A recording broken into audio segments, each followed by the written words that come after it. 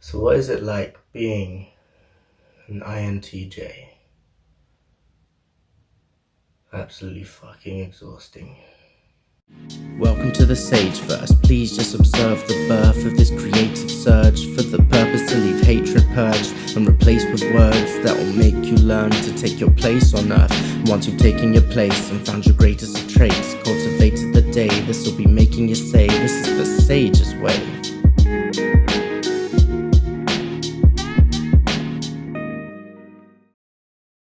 For anyone that's new to MBTI or is unfamiliar with MBTI, I'll give you the kind of basic rundown on it. There's 16 different personality types. Each one has 4 letters that makes up the type. The letters are either I or E as the first letter, which is your introverts or extroverts. The second letter is your intuitives or your sensory types. The third is your thinkers or your feelers, and the last is your judges and your perceivers. Okay, so obviously you've got the introverted types, which are more kind of withheld, more they have their own internal world, they need their own space to recharge their energy. Then you have the extroverts, people who are a lot more kind of outgoing and are more charged based on social encounters. So the introverts need their own space to kind of recharge. The extroverts like being around other people. That's what kind of fuels them up. Then the second letter, you have your intuitives or your sensory type. So the sensory type is someone that's kind of very focused externally on their external environment. They're very aware of what's going on around them. That's how they kind of, decide the direction they go in. The more intuitive types are people that are kind of have their own internal world. They have their own world they've created inside them. They have their own moral compass, which is kind of leading them. They're not really led by other people. Yeah, that's the best way I can define it, I think. Then you have the thinkers or the feelers. Say the thinkers, they're more led by the mind and logic. Then you have the feelers, which are more led by the heart and their feelings, I suppose. And the final is the judges or perceivers. So the best way I can define that would be the judges are someone that kind of likes to steer the ship, and the perceivers are someone that like to kind of go with the flow. So INTJ, introverted, intuitive, thinking, judging. That is the 4 letters that make up my personality type in that way of analyzing personality, I suppose. And it just so happens to be one of the rarest types. And what do I mean by it's exhausting? It just really is. The INTJ, I believe they make up 2% of the population. They basically are the most analytical type across the board. They have a plan for everything.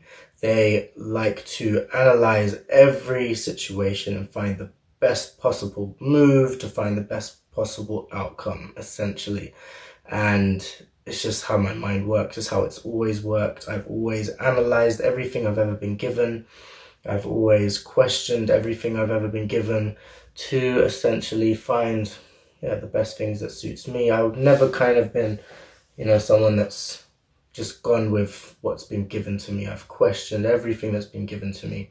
So I guess I'll go kind of type by type how it applies to me, and then I'll look at the overall kind of those 4 letters together. So with the introversion, for me personally, in earlier life, it was difficult because I was a very shy child.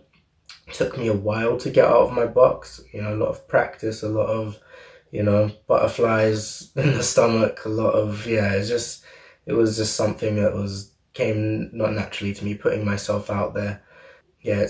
I liked to play by myself. I was very independent, very much, I liked spending time by myself. Even in university days where people going out all the time, I could only do that so much as it was very draining for me. I always needed to retreat, have my own time. Sometimes my friend would be like, where's homie's gone? He's ghosted again. It's because they knew I needed my recharge time. So that was kind of my journey with introversion. Over time, I learned to work with it.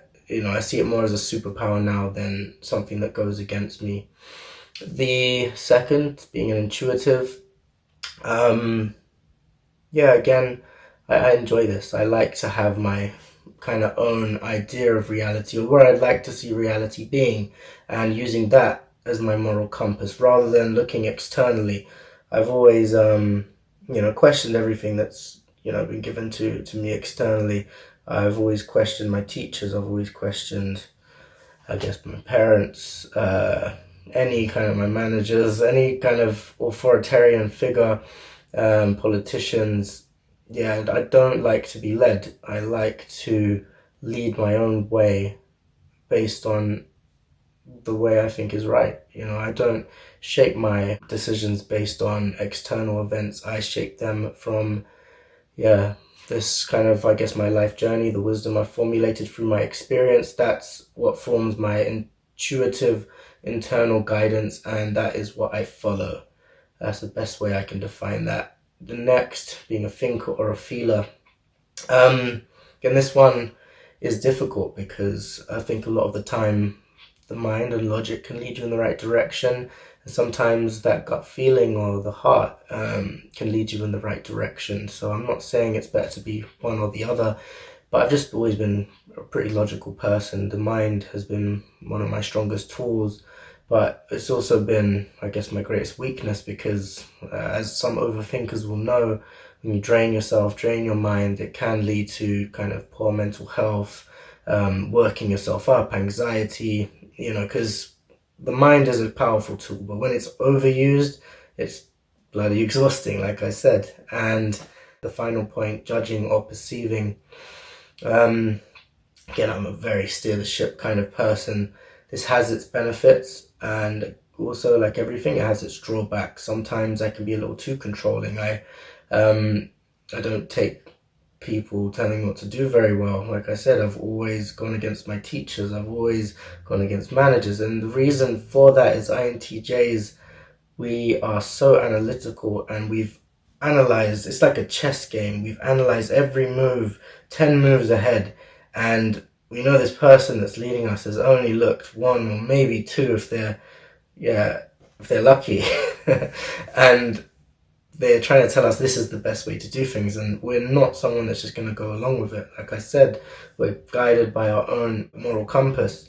So when people try to tell us the way, we're very much going to vocalize it. We might not be able to sway a crowd the same way an ENTJ can, the commander. But we will always state what we think is the best way. And if whoever's leading the charge at the time don't want to listen to us, you best believe when we are right, not if, when we are right, we're going to let you know about it. We're going to tell you, told you so, because we saw this, we foresaw this. It's how we think, it's how we have always thought. We analyze every move, every possible move before making a step, even when speaking in public. Sometimes I have some of my friends, they start to tell a story and then they start mumbling and going in weird directions. I'm like, I don't know how people do that. I literally, ever since I was a kid, I've thought exactly how I'm going to say a phrase. I've tried to perfect it in my mind before saying it. And then, then I will come out with it. That's how I do everything. I don't like any of my work, anything I say, anything I do to not be calculated. And again, it's exhausting because there's only so much kind of mind power you can have. If I'm going to say there's probably a type that can lead to the worst mental health or the worst kind of mental burnout, it's definitely the INTJ. We just, sometimes it's unnecessary as well. We think of every possible outcome to something that can happen and it doesn't even occur. The thing didn't even occur. We've, thought of all these scenarios before they've happened just to kind of prepare ourselves for the best or worst outcome. And sometimes it was just a complete waste of time. It was just for the sake of, I guess, entertaining this crazy mind that we have. And it's, I've had to learn to balance it. As you can see behind me, I've got some spiritual statues, and I thought I'd dress up the kind of background a little bit. So I've had to seek meditation and things of that nature to learn to balance this crazy mind that I have. Otherwise, I would have driven myself crazy by now, if I'm honest.